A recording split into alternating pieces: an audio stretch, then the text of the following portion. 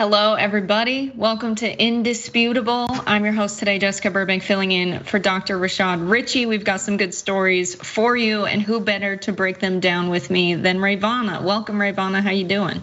I'm good. Thanks so much for having me on. I'm happy to be here with you. We haven't done any co-hosting together, so I'm excited. This is a first. So this is a big day. Are you ready to get into it? Let's do it. All right, we've got a bit of a breaking story. This happened early hours this morning. Paul Pelosi was attacked with a hammer at the Pelosi residence up in Northern California by San Francisco. Paul Pelosi is 82 years old. The husband of the Speaker of the House, Nancy Pelosi, was attacked with a hammer at their San Francisco home. We know that it was a male assailant. We don't have a ton of details on him or his motivations, but it was early this morning on Friday. He was hospitalized and his injuries are serious, but he's expected to make a full recovery.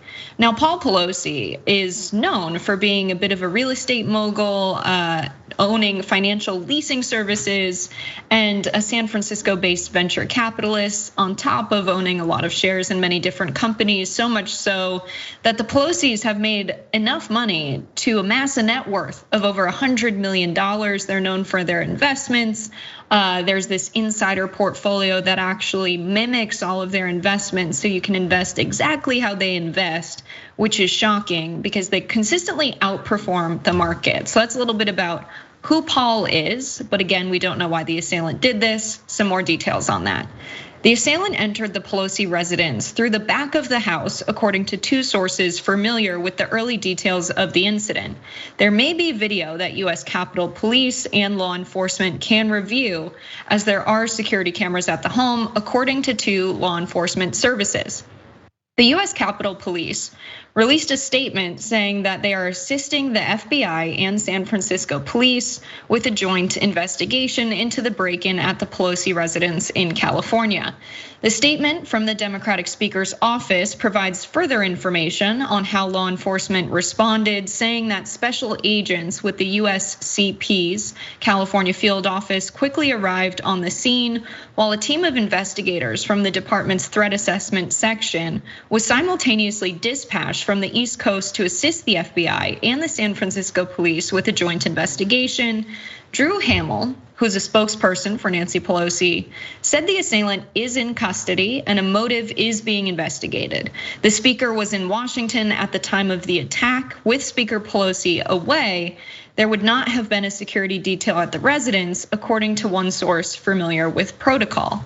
And a bit more details on the security protocol over there. So because Paul Pelosi is not an elected official, he does not receive protection from the United States Capitol Police or any other entity when he is not with the speaker. Now, it very clearly seems like this was an attack on Nancy Pelosi. There are some unconfirmed reports that that is why he was at the residence.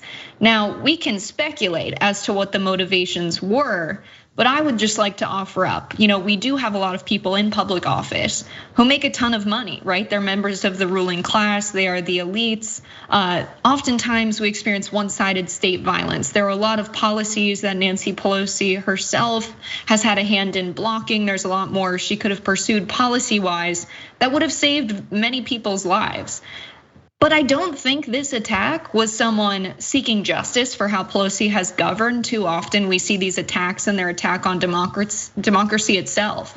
And there are people who are motivated by wanting to live in a Christian nationalist and fascist state. We've seen a lot of attacks like this in the United States, thinking of January 6th, thinking of mass shootings.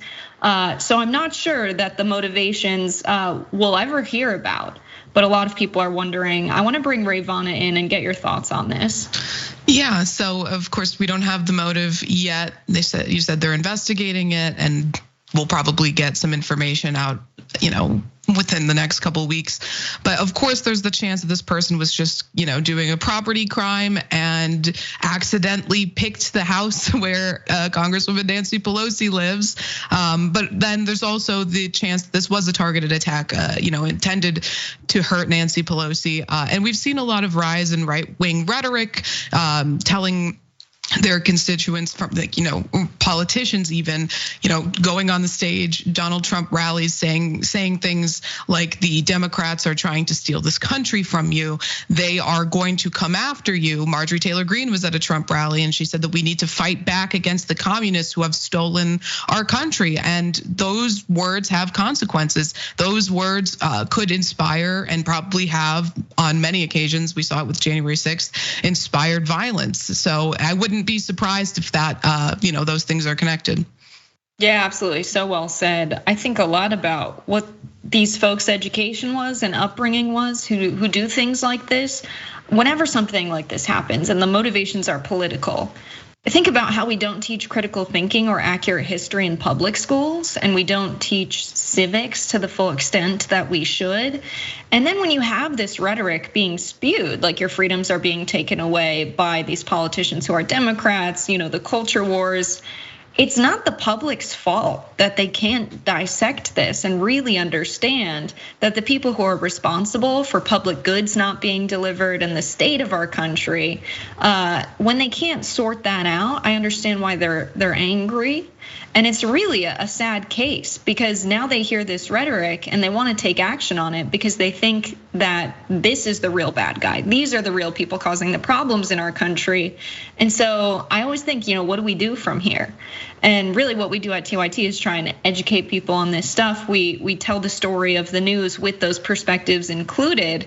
And as much as we can hate on Nancy Pelosi, we have to understand that, this attack was most likely done because of that rhetoric being spread. Like that's my prediction, is that we're going to find out that this was someone with very far right motivations and someone who follows people like Tucker Carlson, like Ben Shapiro, like Matt Walsh. That's my prediction here. Yeah, I wouldn't be surprised to find that out at all. I mean, and Tucker Carlson has one of the largest platforms in this country that spreads his white nationalist message to millions and millions of impressionable viewers every day. And I think you really hit the nail on the head when you said that it's about education. People are being miseducated, not just by the news and by the media, but in public schools. And, the right wing wants you to believe that public schools are an indoctrination center for communist theory. I wish they were, but actually people are not learning such things in school, and our schools are sorely underfunded, and teachers are barely able to, manage teaching basic math, science, English classes because of the lack of funding and the overcrowded classrooms and lack of support. So we really do need to focus on education first, and I'm glad that TYT is dedicated to that mission. Yeah, I always say that. And I'm not the only one. I'm sure this comes from someone else much older than me who's been doing the work for much longer than me. But we've got to not be mad at people and we've got to be mad at systems. Because even if someone were to show up to the Pelosi's and this was a targeted attack trying to take Pelosi out, what's gonna happen? I mean, we've got terribly gerrymandered districts. We've got big tech funders lobbying the elected officials who come out of San Francisco. Unless we dismantle the systems in place that lead to us having elected officials that might not represent us, we're going to have just another person step into that position. And so what we've really got to be angry at and focus on are these systems, like our public school system, for example. And right now, Democratic Party leadership isn't doing much about these big super PACs buying up school board elections, putting millions of dollars into them to get people in office who will teach a curriculum that is very ideological. These people don't want us to learn an accurate history of race in this country. They don't want us to have LGBTQ flags in the schools. And of course, they're fomenting this culture war to distract from the real problems, but there are real consequences to them taking over school board elections as well. So yeah, we've got to be mad at systems, not mad at people. No matter how much you don't like Nancy Pelosi, I think we can all agree that this was not the next step our country needed. This was not a development that's going to bring our country in a positive direction. Any last thoughts on this, Rayyvana? No, I think that you summed it up perfectly.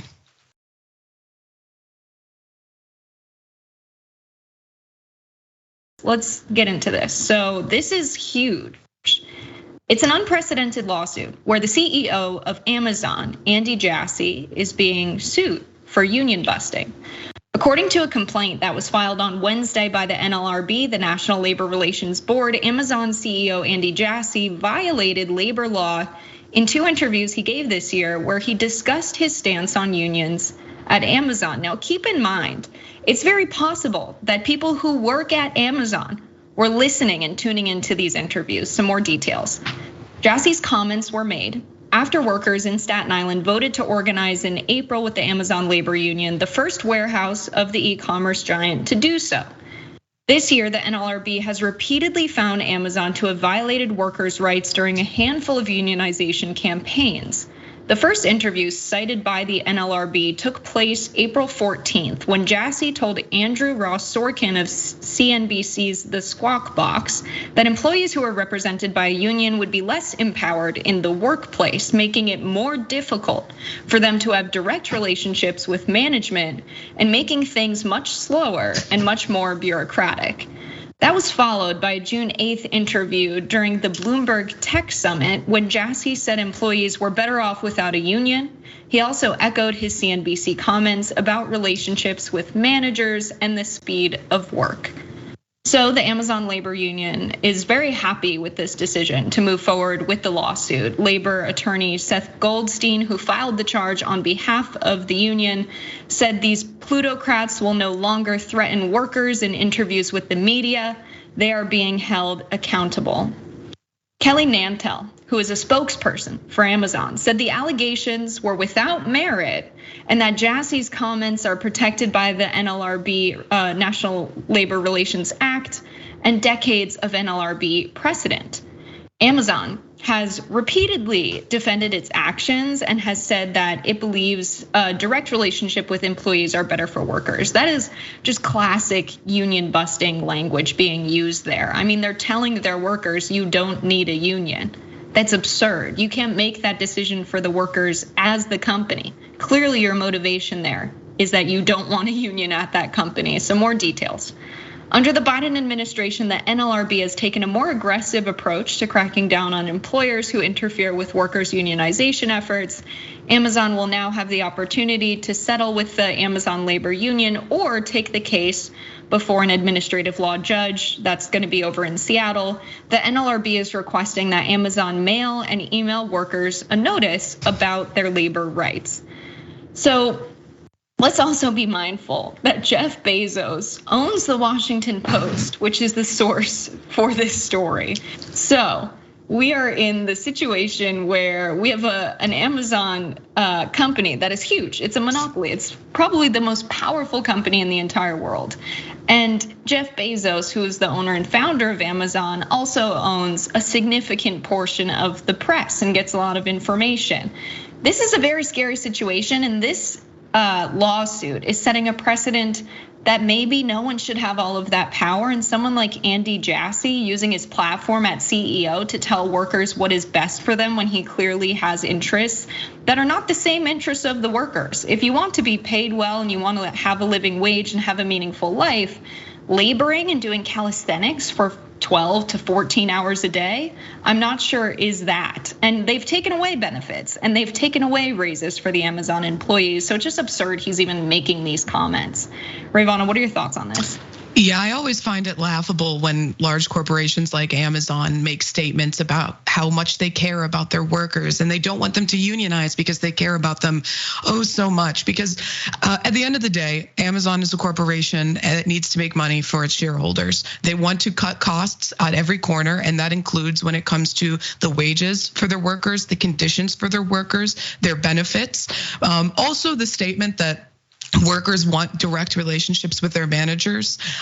I would love for that CEO to tell that to a worker who got a text at 2 a.m. from their boss on their day off telling them they need to come in right now, or harassing calls. I'm working with a client right now who's suing for discrimination, but her employer was calling her at 3 a.m, driving to her house to pick her up to make her come into work on her off days because they were short. Nobody wants a more direct relationship with their manager. They don't want their managers to have such direct control over their lives. It's better to have a union that's able to do that negotiating and to protect you, because the workers when they're not bargaining collectively, are significantly less powerful than the large corporations that can, basically control every aspect of their lives.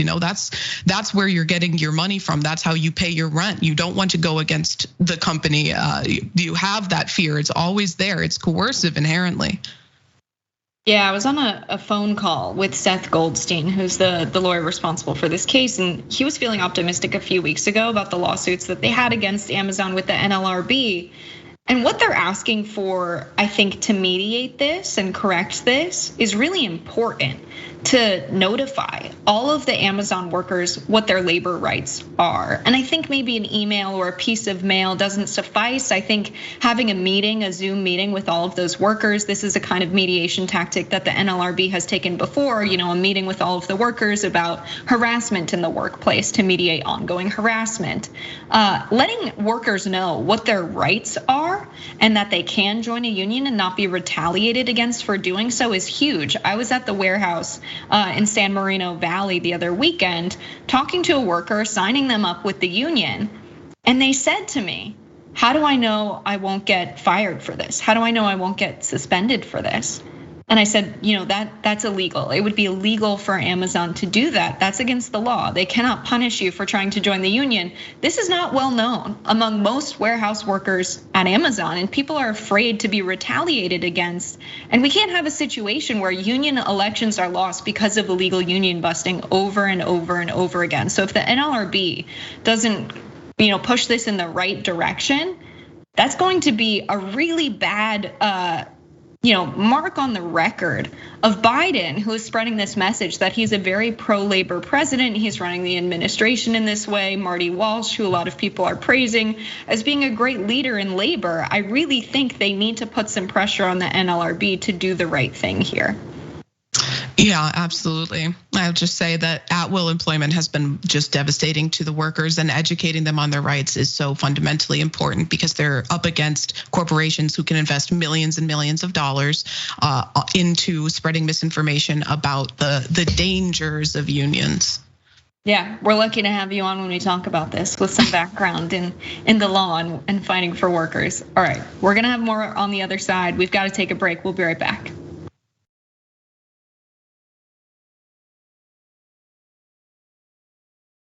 Welcome back to Indisputable. We have exciting news. We're 10K away from reaching our fundraising goal for the Mississippi water crisis over in Jackson. We've raised over $19,000. You can go to the website tyt.com/relief to donate. If everyone donated $5, all of our viewers right now, we would reach our goal and help the people of Jackson, Mississippi have clean water and testing. I also interviewed Matthew Cunningham Cook on the Jackson, Mississippi water crisis on The Conversation. Check that video out to get some more details on the water crisis down there. Also, reminder that Senator Nina Turner's show Unbossed is now live. You can subscribe at youtube.com/unbossed, and you can watch it at tyt.com/live. Nina is great. I will be on every Monday, so tune in for that. Nina's really choosing stories that matter to working people and exposing corruption in the United States, which we know there's a lot of. Let's get into some member comments. Oh, Eric the Youper Dragon says, I couldn't ask for a better birthday gift. Burbank and Rayyvana together for the first time. Pinch me. Also, double dose of Rayyvana, effin' sweet. Then we've got Travel Nurse Dragon who says, I don't understand why there isn't more security at the Pelosi home. I guess nobody had drawn on their sidewalk with chalk before. Maybe it's a relatively safe neighborhood. We've got Mickey C, the silver-haired dragon, saying Amazon has been outed for union busting activities in many areas. We constantly hear about that, but we never see follow-up stories where Amazon is punished. And that might be because it's a very rare situation that Amazon is punished. We've got YouTube Moon Dragon says the coup continues. All hail the coup dragon. I'm not cooing the shows. I'm just filling in where necessary. Dr. Richey does a great job running Indisputable. All right, let's get into this next story here. I wish a Karen would. You want to call the police on them for having a barbecue on a Sunday? I feel great! Back off! I'm going to tell them there's an African-American man threatening my life. You're not British either, okay? I was born here. Sucking doesn't make you British. My mum. Yeah, My mum. you're a whore. You whore. Sucking doesn't make you British. Sucking his. Sucking his. Get the out of my face. Don't you dare attack me now. You're the one shouting at me. You are the one who attacked me. I didn't attack you. You just pulled my head. You attacked me. You He just pulled.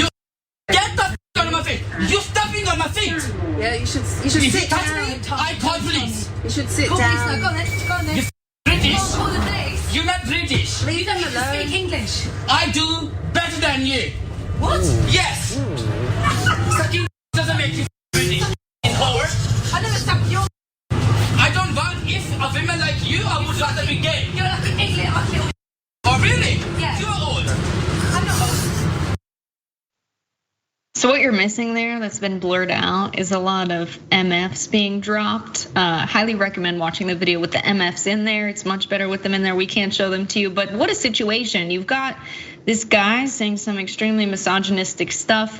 I'm not sure what compels someone to say sucking D doesn't make you pretty. But the response of learn to speak English is just misogyny coming in from one way and kind of racism coming in from the other way. Someone making fun of someone else's accent. We have no idea what started this, but the way people treat each other in public spaces and on public transit, I think, is a sign that society as a whole, especially in the Western world, is very sick. Rayyvana, what are your thoughts? I think it's really important that this video went viral because this man's actually combating a really harmful misconception about the immigration system in the UK. You know, a lot of people might believe that sucking D is a pathway to citizenship, but it's not. So I'm glad that he was able to dispel that rumor in that way.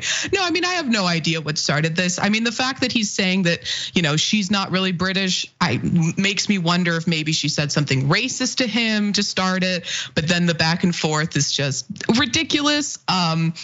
And then her kind of coming back and threatening that she is going to perform oral sex on him. I have no context to this. I have no idea what's going on. It's pretty funny to watch, but people really just do need to be more respectful of each other on public transit. I take public transit every single day here in Chicago. You know, there's this unspoken rule that you put your headphones on and you look down at your phone for the duration of the ride, and people should not bother you, but definitely not start fights like that. So yeah, I mean, it's ridiculous. It's funny to laugh at, but I'm sure it can be really irritating for other people who are just trying to go about their day.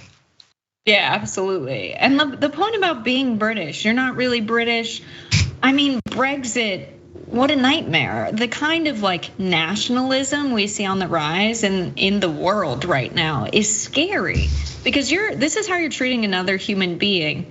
For what? The concept of a nation and borders of a nation. Like if you really care about a country and the people in it, don't you want to live in the kind of country and have the pride about living in a kind of place where, I don't know, people treat each other with kindness? I don't understand the need to be mean to people and say, you're not even a real citizen here. That's a burn, that's an insult.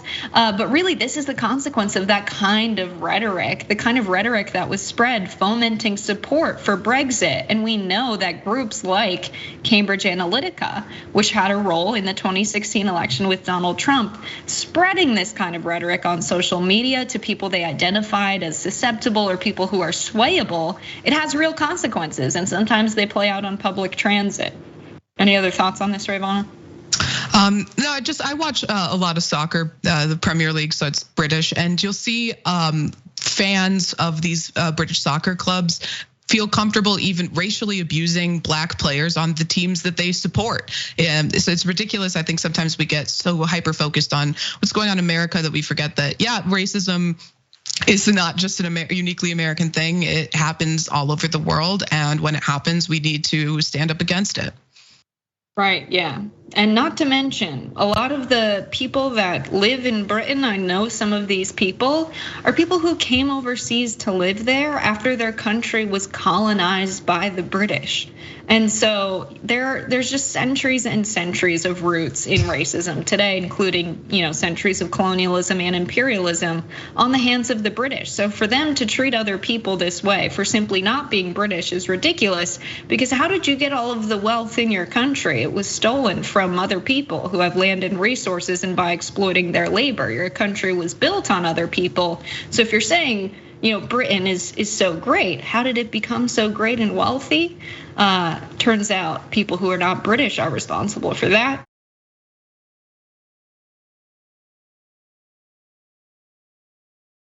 So on the note of what's going on around the world and internationally, we have a special block of What in the Red State Hell International Edition. You can take a gun, shoot somebody in the face. It's not hard.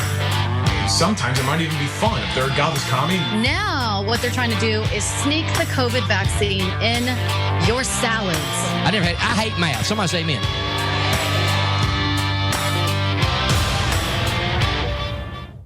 Listen, boys, you're in Lucan's site there today, boys, yeah?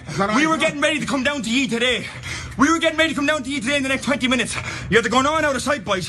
I'm gonna cut every one of you up when I get to you. Going to Eden. You're dead.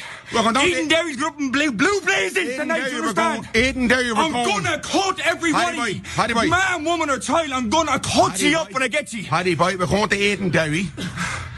If you ever come around my grandfather's place again, with weapons and go on out of it, I'm gonna cut you. Children. And that I'm a bury every grandchild I have. I'm gonna do it, don't lie to ye. I'm gonna kill ye. Come back to the site. What you have to the ground. Now you come over to my house. I'm in the one house for that 16 year. I'm 16 year a minute. Look around here, chap. Look around here. I'm 16 year in the one house. You go up to my mother and father's place. My mother. You knew you wouldn't get out of it. You will not lie in that. You wouldn't get out of it. You trapped Billy Man's dirt. You wouldn't get out of it. You will not lie in Eden Derry, Paddy boy. You will not lie in it, chap. All right, we have two theories about what the background of this could be. But first, is that a butter knife? Is that a cake frosting knife? It doesn't look very sharp, and I don't know if that's very threatening. And the other thing, is the other guy in the video praying? He kind of looks like he's praying. So I'm not sure if praying for the person that you're threatening on video is a common tactic, but it's definitely an interesting one. So let's get into the two theories we have here. They could be threatening someone for bad reasons, right? They could maybe not like this person, or as Rayyvana pointed out, and I'm sure we'll get into it in a second, there are a lot of comments on this video, but this could be the type of situation where someone wronged them. They have a family business. They're clearly threatening someone who showed up to the family business, and they could be threatening someone who started it all, but we don't know the background. Rayyvana, you want to talk a little bit about your thoughts? Yeah, so these people are Irish travelers, which is a small ethnic group of Irish people who are heavily discriminated against. There's no relation to the Romani people, but they're often referred to as gypsies, which is a slur typically used for Romani people. So they face systemic discrimination, particularly in housing. People running for a UK Parliament have run on a platform saying that they will not allow Irish travelers in housing developments within their areas that they represent. So it is a huge problem that they face. And there, he says at one point, if you could decipher it, if you ever come around my grandfather's house with weapons again. So it sort of insinuates that they have been there before and brought weapons with them. I wonder if they were higher caliber weapons than the cake knife and the wooden spoon, which between the two of them, I don't know which one is a more serious weapon. Maybe the spoon. I feel like you might be able to do more with that than that butter knife. Just knocking him on the head with the spoon, I think might be a little bit more painful than, I don't know. Choose your fighter. We should have done a poll. Would you rather fight a battle with a cake frosting knife or a wooden spoon? But yeah, I mean, what's going on here is clearly there's some beef. But what's most interesting is now we can threaten people with social media videos. We can just record a video of us threatening someone. I think about how this would have played out 100 years ago. It would have been a very strongly worded letter, and all of them would have been sitting around a table. But now we can just record ourselves on social media and send it along. And I wonder if this kind of threat is effective. I've actually got a third working theory that this was them just recording the most aggressive advertisement for their bakery possible. Just trying to go viral, sell some brownies. Yeah, they're cooking up some drama over there at the bakery, baking up some drama. All right, we've got to take a break. More for you on the other side.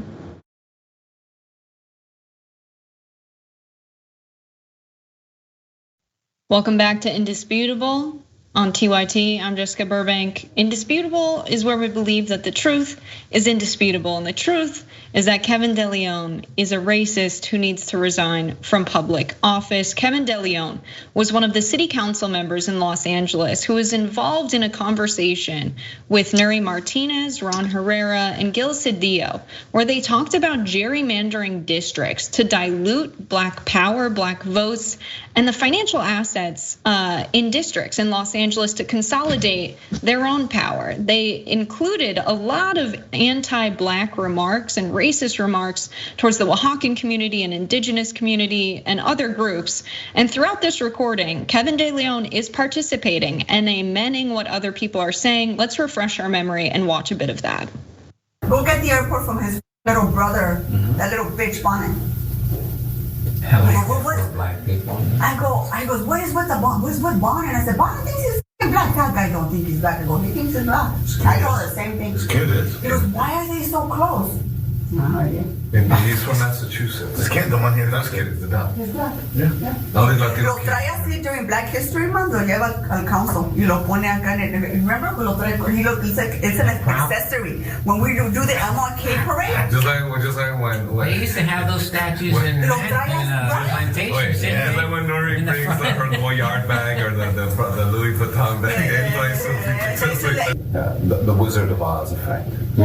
And what I mean by the Wizard of Oz effect is when you're on the side of the curtain, it's like this big voice. And it sounds big. And it sounds like there's thousands of it. And then when you actually pull the curtain, is that you see the little Wizard of Oz. You know what? I've never watched the movie. It's the same thing. All right. It's real simple. You got 100 people, right? 52 of them are Mexicanos. I feel pretty good about it. I feel pretty good about my chances of beating your ass. 25 are black. And the 25 blacks are shouting. And but they shout like there were 250. Yeah. When there's 100 of us, when they're like it sounds like So, 10 of us. So what's going on there is it seems that they only understand politics and political power from the context of racial divisions, talking about Mike Bonnen's child like he's a political accessory, because that's how they understand human beings to be, and that's how they understand race. And the 25 blacks that they say were shouting, there are far more activists and organizers and people in Los Angeles that want them out, that are not happy with the way they're running city council, not happy with these comments. They're unacceptable. And so in response, instead of resigning and stepping down for this, Kevin DeLeon is going on a PR campaign to try and win people back over and, in his words, heal instead of resigning. So he said, I have to do the hard work to repair the ties with my brothers and with my sisters in our African American community. He said, insisting that stepping down would actually be the easy way out. The easy way out? DeLeon is refusing to resign from a job that he is not even doing. He's not been in city council meetings. DeLeon has been removed as the head of the Homelessness and Poverty Committee, as well as the Budget and Finance Committee. Cedillo was removed as the chair of the Housing Committee and a committee that reviews major development projects.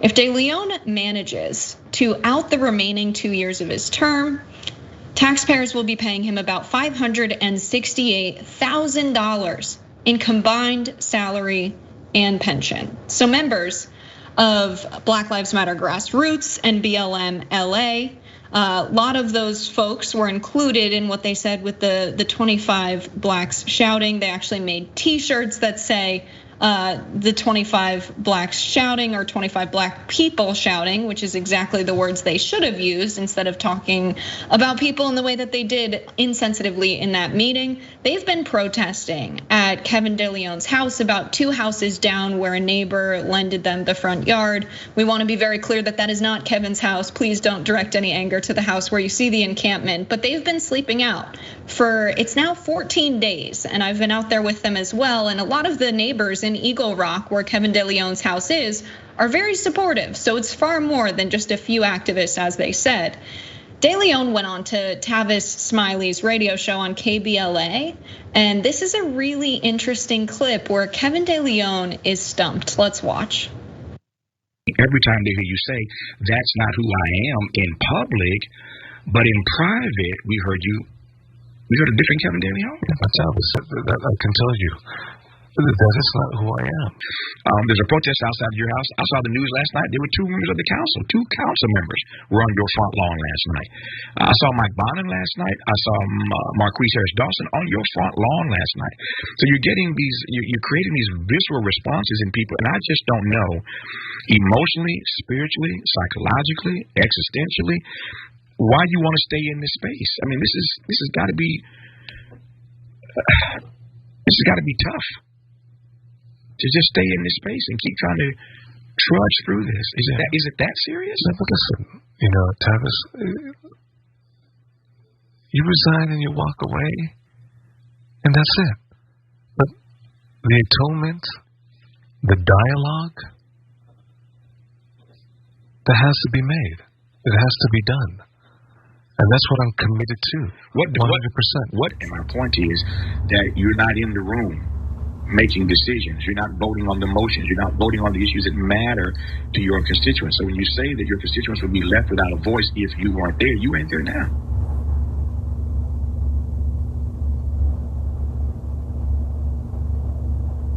I'm trying to allow some time to heal. I'm trying to allow some time not to be part of the chaos at this moment. So when you see Kevin De Leon pause there and kind of nod his head and be silent and his eyes go kind of blank, that's when the in his head is buffering. So what he's committed to is $268,000. That's the amount of money he's going to get paid. He's not committed to healing, because what we need first is accountability and responsibility. Then we can get into the healing process. And that's exactly why the protesters are camping out at the house. That's why protesters were outside of KBLA while he was doing that interview. Because this is a situation where we need him to take accountability and we need him to take responsibility and step down, so we can begin to heal and get someone in that position who will actually fight for the people, but at the very least not be taking a salary to sit at home and not be in those city council meetings.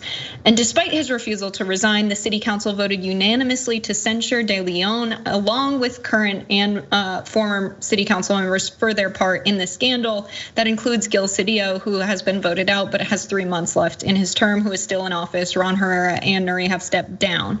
So the vote appeared to mark the first time the city council has censured one of its own members, a move that carries no legal weight, but adds to the public pressure on city council members Gil Cedillo and Kevin De Leon to resign. Councilmember Nuri Martinez stepped down 2 weeks ago. An effort to recall Kevin De Leon from the Los Angeles City Council is moving forward. The LA City Clerk's office has accepted the notice of intent from a recall organizer. De Leon's office has 21 days to acknowledge the notice. Once that happens, the recall organizer has to wait 28 days before signature gathering can begin. More than 20,000 signatures need to be gathered in 120 days before they can be verified and sent to city council to move forward with a special election. So you're looking at, nearly 60 days there. That's a long time. He's got to resign now, because they are going to disrupt city council meetings and not allow the city council to meet until he does resign. Kevin De Leon is the reason things are being held up in Los Angeles. He has got to go. And this is much bigger than LA, because politicians all over our country are engaging in these exact kind of conversations, this exact kind of political deal making, this exact kind of racist rhetoric, and intentionally diluting Black and Indigenous people's votes and power. So it's much bigger than LA. So I know you live in Chicago, but Rayyvana, what do you think about what's going on here?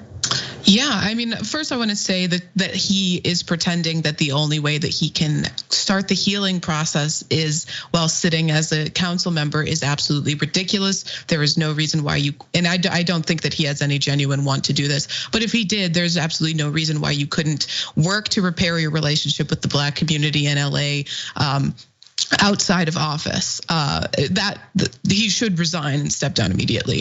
The other thing I wanted to say was that he is claiming that he is, continuing to be in office because he wants to represent the people of his district. I don't know if that's the correct term, but he wants to continue to give them a voice, despite the fact that he's not going to council meetings anyways, aside from the fact that he's been stripped of committee positions. But on top of that, if you wanted to represent the people who elected you, they want you to step down. They've been calling for you to step down, and you have continuously refused to. If you actually wanted to represent the interests of them, you would listen to them and step down. And it goes to show that there are politicians who do take and seek elected office because they genuinely want to give a voice to the people who they seek to represent. But this is a very good example of politicians who just want to get positions of power and hold on to those positions of power. Yeah, I think that's exactly right. And the people in Eagle Rock, in his districts that come by the encampment, they're always saying to us, I voted for him a while ago. None of us knew that this is who this guy was. We all want him out. Like, what can we do to help you out? We support you being here. And power concedes nothing without a demand. I know there are a lot of people who, have weird feelings about folks camping out at elected officials' houses, Kevin De Leon included. He was one of the city council members who voted on a piece of legislation that protesters cannot be outside of public officials' houses. They have to be at least 300 feet away, which the encampment is. But if someone was protesting at your house, a regular citizen, it would be absolutely no problem. But listen, if we were to just petition and Kevin De Leon was still doing his PR tour, still refusing to resign, what do we think would happen? He would wait out the media cycle. And that's why we've got to be in city council meetings. The people are out camping at his house because power really concedes nothing without a demand. And we're lucky to have good organizers in Los Angeles like Dr. Melina Abdullah, Baba Akili, Joseph, Jason, Michael, Sheila. There are a lot of really good people getting behind the people and allowing them to take the opportunity to take action so that they live in the kind of city that reflects their values. And we get these kind of extremely racist politicians out. Any last thoughts on this, Rayyvana? Yeah, just, they have power and they have money, but we have people. And when we come together, when we organize to fight for something that we believe in, that all the money and power in the world can't stop us. So, if you're able to get out there to help protest, get involved. Absolutely, absolutely. And what he says, this isn't in my heart. If you're saying the words, this is not who you are. You showed us exactly who you are, Kevin.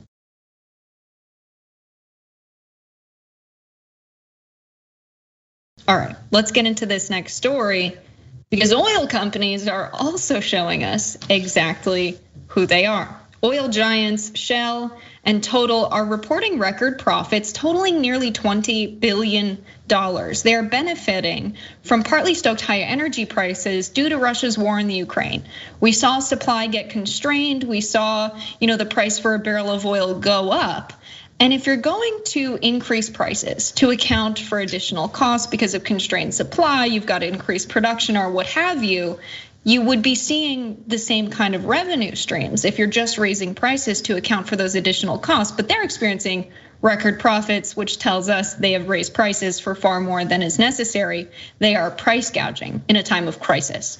So London-based Shell reported earnings of $9.45 billion for the third quarter, its second highest profit on record.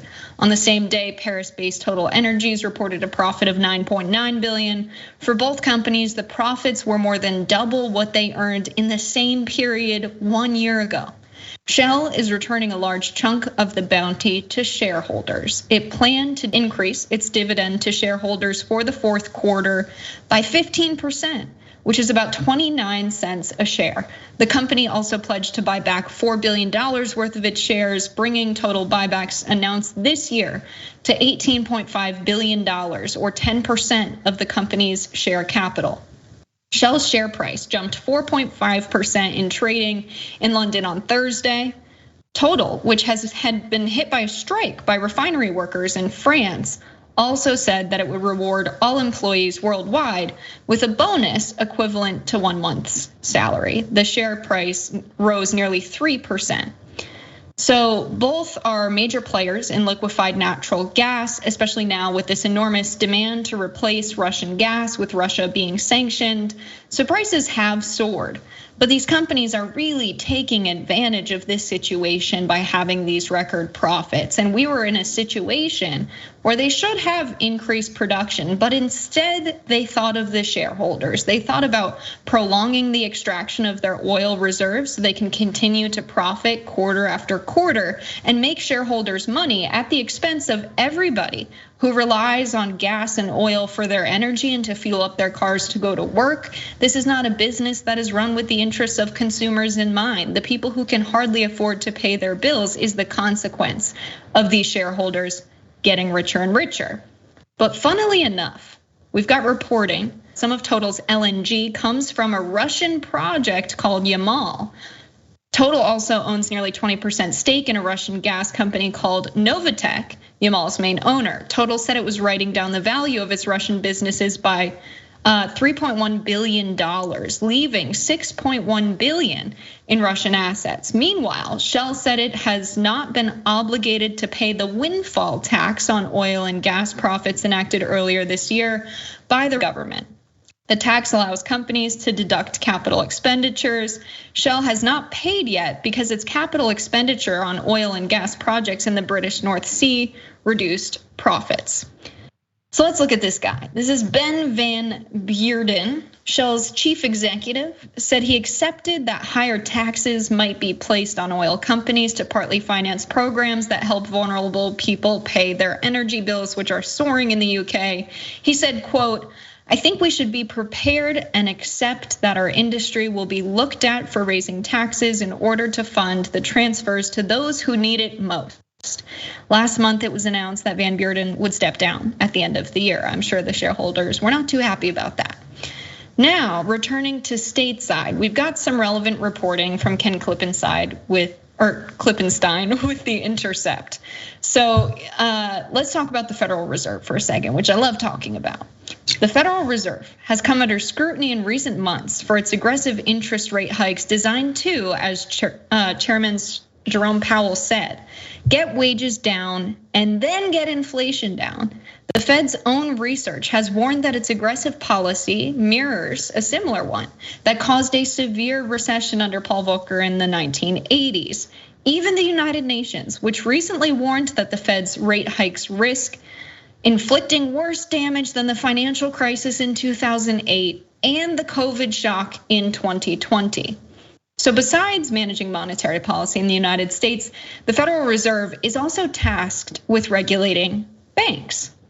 The intense lobbying the Fed is subjected to is targeted at these banking regulations. Just to take one example, the Chamber of Commerce, the main business lobby in the United States, reported lobbying on Powell's nomination along with Federal Reserve regulatory reform. In other words, deregulation. Powell was known to favor as part of its $15.39 million in lobbying activities in the first quarter of 2018. The Fed under Powell would go on to water down key elements of Dodd-Frank banking regulations passed in the wake of the 2008 financial crisis. In 2022 alone, over 120 groups reported lobbying the Fed on issues ranging from credit card fees to cryptocurrency to sprawling monetary policy initiatives such as mortgage finance. US banks saw their profits rise 7.8% in the second quarter of 2022 because of the rate hikes, though profits were still down year over year. And I know for a lot of people who are not super familiar with how the Fed makes monetary policy, it's operating on false pretenses, models that have not been proven. This idea that if you increase interest rates, there will be less investment in businesses, less businesses will grow or they won't grow as much, less people will start businesses because it's expensive to borrow money and get that initial funding. Therefore, there will be less jobs, more people will be competing for jobs, and wages can be reduced because workers will be willing to take jobs for lower wages because they'll be so desperate for work that also benefits corporations who don't want to pay workers higher wages. So we're benefiting the banks, we're benefiting corporations, and we're telling the story that we have to do this to bring inflation down. And you should agree with us, because don't you hate paying high prices? But really what's going on behind the scenes is rich people are making themselves richer again in America. Rayyvana? Yeah, so I've seen a lot of news coverage, media coverage of the rising inflation crisis, of the rising price of gas, and they, often blame different entities. They'll blame Joe Biden, they'll blame the war in Russia, they'll blame Putin specifically. If you're watching Fox News, they might blame Zelensky, and some of those definitely do share in the blame for the inflation crisis and for rising gas prices. But what I never see them call out, and who I never see them put the blame on, are the oil and gas corporations who have been making massive profits during this time, rolling around, swimming in Scrooge McDuck style piles of money in their homes, while average working class Americans are wondering how they're going to be able to put gas in their car to get to work. Well, there are people in the UK who aren't turning the heat on in their homes because it's too cold. I read an article about a man who has been sitting in his car during the daytime because he says that the way the sun beats down on his windshield, it's actually warmer for him to be in his car than inside of his house. This is an 80-year-old man. I mean, people are freezing to death inside their own homes because they can't afford their electricity bill because, it's powered by oil and gas, and they've been jacking up the prices. And I think it's time that, and I don't expect corporate media to do it, but it's time to start calling out these corporations who are profiting off of the workers' sufferings. It's horrendous what's happening. We live in a country that doesn't have a fantastic public infrastructure in most parts of the country, especially if you're not in an urban area. People really rely on their vehicles, and if they can't put gas in their cars, they can't get to work. So not even just having to pay higher gas prices, this really does impede their ability to make a living for themselves and provide for themselves. So it goes so much deeper, and we really can point at these oil and gas companies and their corporate greed and how they've been lining their pockets off our suffering as a major cause of this. And it's a perfect opportunity to highlight that, and it's been really sad to see these media companies and these news organizations drop the ball on that. Yeah, absolutely. You had Fox News running programming on how, we've got to increase domestic production. The real reason we weren't increasing domestic production is because they didn't want to cut into their revenue and returns to shareholders by building new rigs and drilling new wells. All they think about is shareholders and profits, and they could be reinvesting their revenue in clean energy because the products they're selling emits carbon, which is destroying our planet. We could go on and on about this, but we have to take a break, and we'll see you on the other side.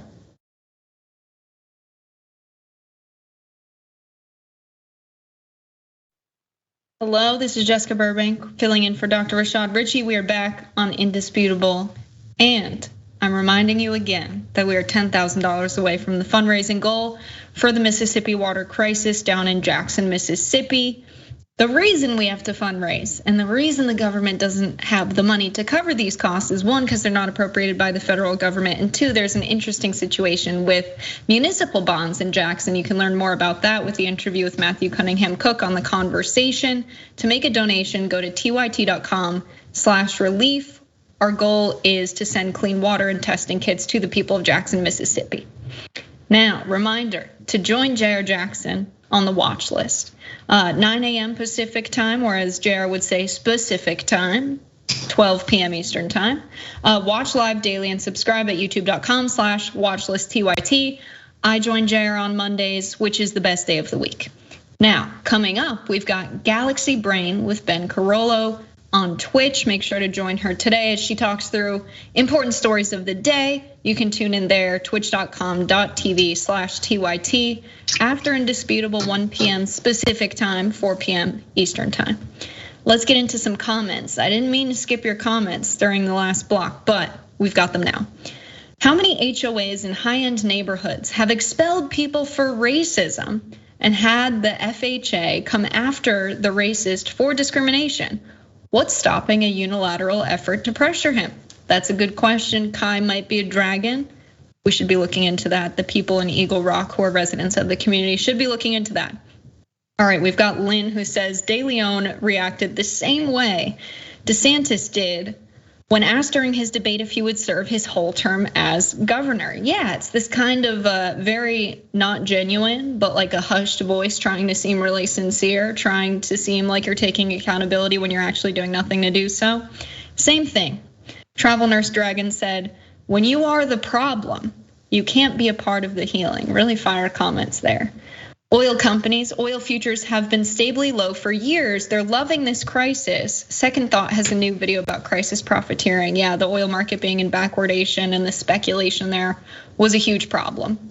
We've got another person on YouTube, Amanda Tucker, commenting on De Leon. He just wants to stay in power and he doesn't actually feel bad. His body language tells it all. Dude doesn't care. I agree. Dude doesn't care. You said it better than I could. All right, let's get into this next story. The Philly Police Department's at it again. What a police department they have out in Philly. So this is 20-year-old Samir Ahmad, who's a Philadelphia sheriff's deputy that was hired in February.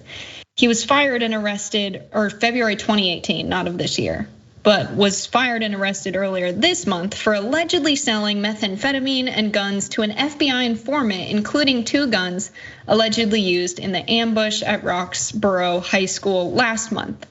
If convicted, Ahmad faces a maximum of 15 years in prison for what's been done there.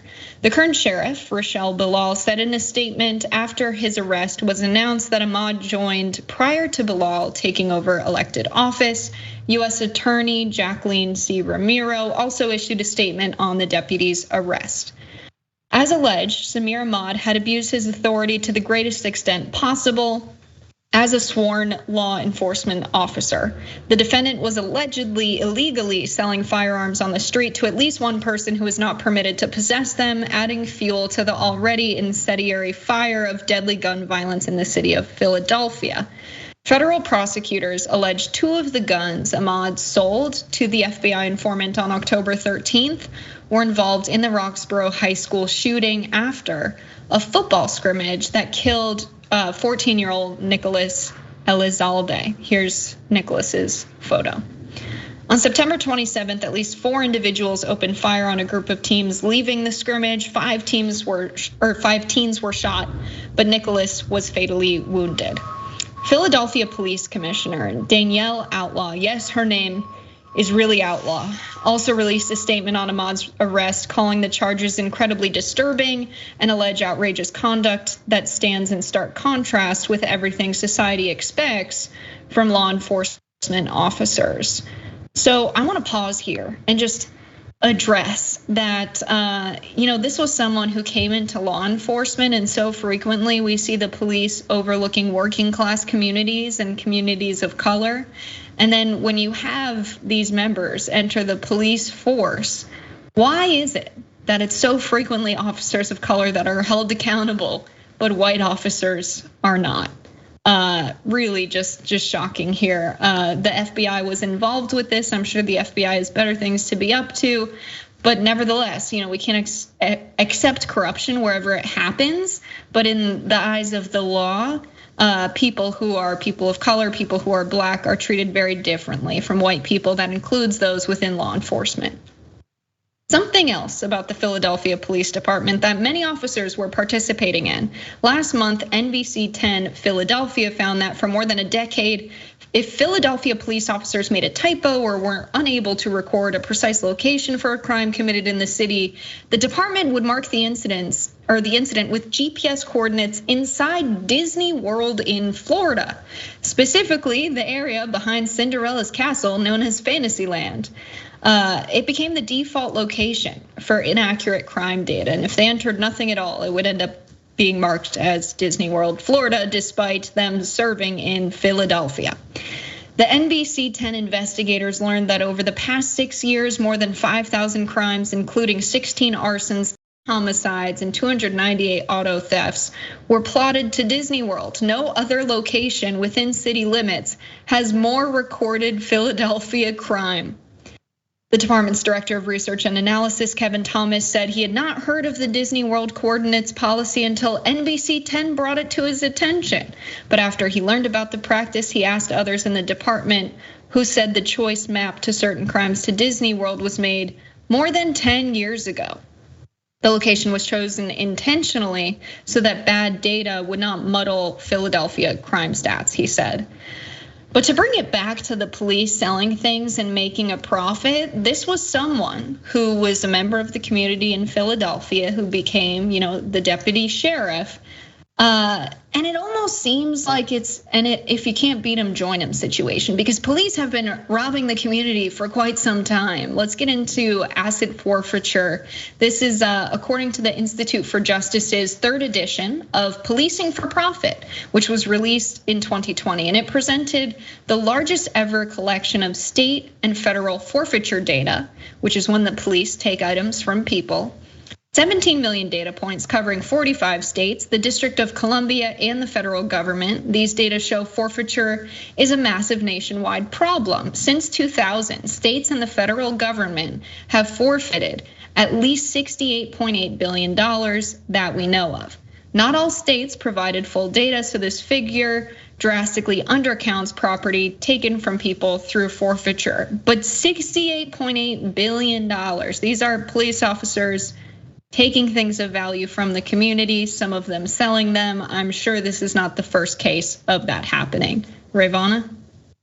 Yeah, I'm disappointed to learn that what I thought was the happiest place on earth is apparently just descending into chaos and crime. Mickey Mouse really needs to get on the job and clean up his streets. But regarding him selling the weapon that was then used in a school shooting, so we know about this case, but it begs the question, how often are police officers and sheriffs involved in selling drugs, selling weapons, selling things that they obtain through their job as a police officer to the public involved in these crimes that we don't hear of? How often is it covered up by these police departments because they don't want to have some sort of scandal, some sort of controversy?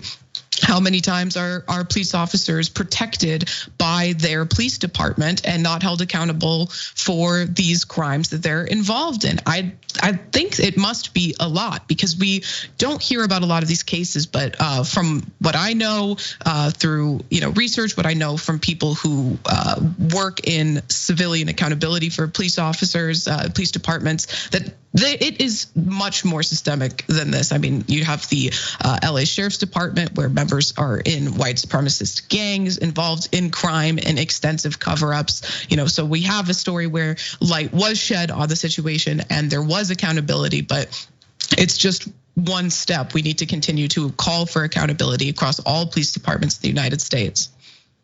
Yeah, it's shocking. As someone who used to work in data, like if you put in an incomplete address and it's not fully accurate, they should probably save that data instead of saving Disney World. Because if your intent is to protect and serve the community, don't you want to remember where violent crimes are happening instead of logging Disney World?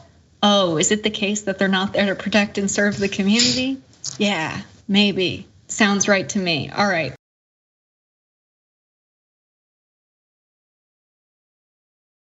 Let's go to this next story. This is hectic. A video on social media of high school students in Louisiana. It shows them making racist comments and using the N-word. It's led to 2 arrests in Houma, Louisiana.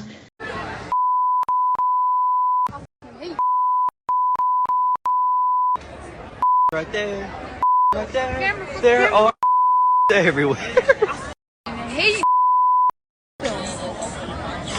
They ran out of chicken because. In the video, at least 2 Terrebonne high school students on and off camera are chanting and even singing the N-word many times. Next, the 2 white teens that were in the video, they were the voices on the video. They panned to 2 black students, calling them the slur. The 2 students were charged with hate crimes, inciting a riot, and cyberbullying on October 26th. The police went to the high school on Wednesday to arrest these teenagers.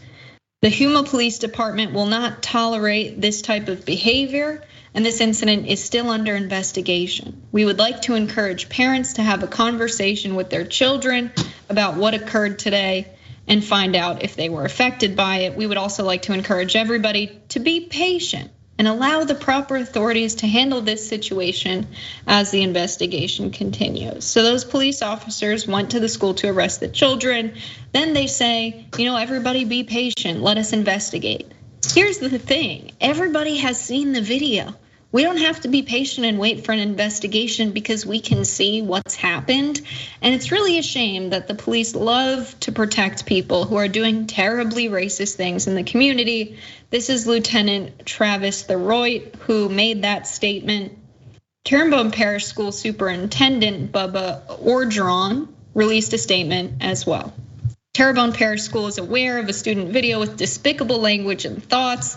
This type of behavior and disgusting display of content will never be tolerated by our school system and has been immediately addressed by the school district and proper authorities. So here is Bubba Orgeron. We have NAACP Terrebonne Parish Chapter President Jerome Boykin, who released a statement about this as well, who said, the most important thing, I think, it sends a message to the community from the school standpoint that it won't be tolerated, and from law enforcement that it won't be tolerated also. Yeah, I think that's really important because as we see kids who are teenagers, these are not adults yet. Clearly they've been taught these things in their homes, in the household. And we've got to make sure that we don't have kids harming other kids in the schools, which is supposed to be a place for learning, not a place where you're met with terribly racist rhetoric. The kids hopefully will be all right. We've seen in a lot of schools across the country, students organizing walkouts when they have school policies they don't like. But these kind of situations between, two students and a group of black students, these are not the type of things that get a lot of news coverage, but happen all too frequently in the United States, especially in the American South. Rayyvana, what are your thoughts on this? Yeah, school should be a place where students feel safe and they can focus on learning and socializing.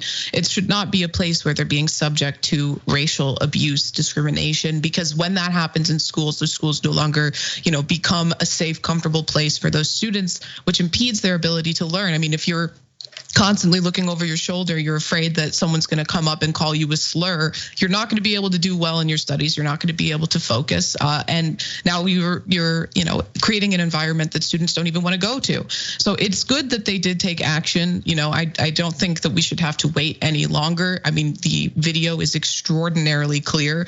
This was a racist abuse of these students, inciting an attack. Everyone who had heard it, everyone who's seen it, knows that. They should be more, forthright. If they have to do an investigation, they do. But I mean, it shouldn't take very long. I would like to see them, come forward in the next day or two, giving, more details to the public about what their next steps are going to be. And we do have that video. I'm wondering, are we able to play this video? All right, we're gonna show you all this video. We did get it exclusively, but now we've seen it posted to social media. And the police said to withhold your judgments, but you be the judge. Let's watch. Right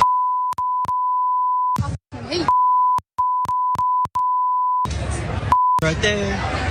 Right there. There are everywhere. Hey. They ran out of chicken because Those are kids, man. It's clear as day what's going on in that video. All right, the truth is indisputable, and the truth is in that video, and we'll be back with more indisputable truths. We'll see you when we're back.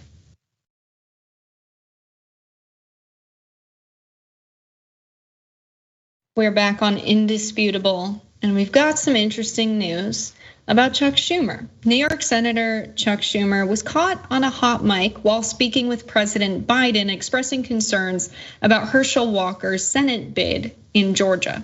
Let's watch. Yes.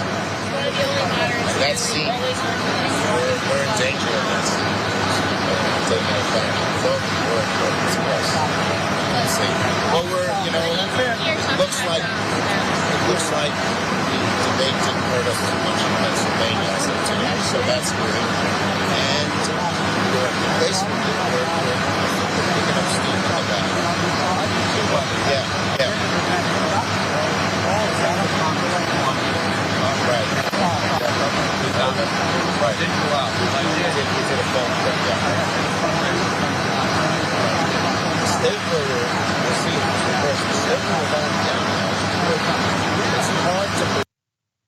right, so it's a little hard to hear in that video, but what's said is it looks like the debate didn't hurt us too much in Pennsylvania as of today, so that's good. Schumer saying these things.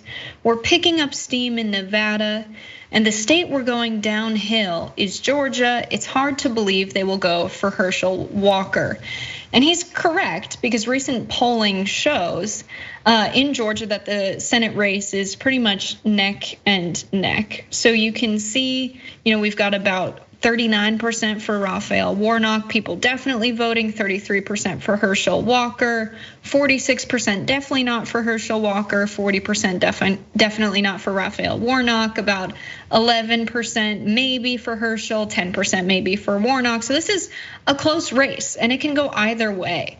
And this is what happens when you don't deliver on policy. Raphael Warnock ran on giving people $2,000 checks. And I think we all remember how that went when we had Democrats win the majority in the Senate. It ended up being a fight to get those $2,000 checks, and people were shorted on those checks. So polls show that economic concerns remain top of mind for voters who on this issue tend to distrust the Democratic Party, which has held the White House and Congress as inflation has spiked. The share of likely voters who say economic issues are the most important concerns facing America stands at 44%, which is a jump from 36% who said so in July, according to a New York Times Siena poll released last week. So if Democrats want to get their act together and want to win in these races and win in Georgia, they've got to center issues that matter most to working people in this country. Rayyvana? Yeah, I mean, first of all, huge mistake by Senator Schumer. You shouldn't be discussing, your internal polling when there's a potential that it could be picked up by the media, because that's just going to be used against you. But it definitely, it comes down to the fact that they haven't delivered on their promises. There were promises made, not kept. I was hoping that we'd maybe have a very late October surprise today from Joe Biden to help them get a boost in the last days moving towards the midterms. It doesn't seem like it's going to happen, but they really haven't delivered. And that it seems shocking that people are going to vote for Herschel Walker, who pulled out a fake police badge on the debate stage. But it's possible, and he might win that election. It'd be terrible for America and the American people if he does, but I'm gonna, keep my fingers crossed that Raphael Warnock comes out on top in that one. I will say I'm happy to hear that Chuck Schumer said that they haven't, taken a hit in Pennsylvania post-debate, despite what every single, deeply entrenched in DC media figure wants you to believe happened. And Nevada has been concerning too, so for him to say that they're going up there is good as well. But really, if they wanted to, have an easy time in these midterms, if they wanted to coast to, a continued control of the Senate and the House, they should have delivered for the American people. They failed to do it, and now they are having to play catch up in these final days. Yeah, so well said, Rayyvana. Rayyvana, where can people find your work if they want to watch more of your stuff? Yeah, so you can see me every Thursday here on TYT's Twitch channel at 5 p.m. Eastern time. You can also follow me on Twitter at Rayyvana TTV, and you can see my videos every Friday on Rebel HQ on Facebook and YouTube. Amazing. Thank you so much for joining us today and breaking down the news. Lots of chaotic things happening within the Democratic Party and more broadly in this country. We've got midterms coming up, and we have special election coverage on November 8th. Make sure you tune into that. I'll be there. I'll see you all next week, and we'll see you all tomorrow, 11:30 Pacific time. So we'll see you there. Make sure you tune into Ben Carollo's Galaxy Brain at 4 p.m. right after this on Twitch. Thanks for being with us today. We'll see you next time. Welcome to Indisputable. I'm your host, Dr. Rashad Richey. We got a lot happening today. But what do we do on this show? We tell the truth. You know why we tell the truth? Because the truth is simply indisputable. Rashad, great to be here. Congratulations on the new show. And I gotta let everybody know that Rashad and I go way back. Here's the pattern that we see in all of these Karen stories. They think they own stuff they do not own. Now, where does that come from? I don't know, maybe slavery. Maybe they think they should still own black people. This is what happens when Karens weaponize the police. When you're used to privilege, equality seems like oppression. It hits you in a certain way when someone is holding you against your will, treating you like you're a criminal and you're an innocent person. This is something that Black people face no matter where they are. A stronger Black economy lends itself to a stronger, greater economy. Don't think it's exclusive of you, it's inclusive of you. What's your beef with critical race theory? It adds more fuel to the fire of the racist tendencies that we already have. We have a generation of problem solvers that can remedy the problem if they are properly taught what the problem is. You know who created redlining in this country? It was a white liberal. I don't give a damn who created it. If it's a racist policy, Shelley, here's what I don't know. I don't know. See, there you go filibustering, brother. You're scared of this truth, but you're gonna get it though.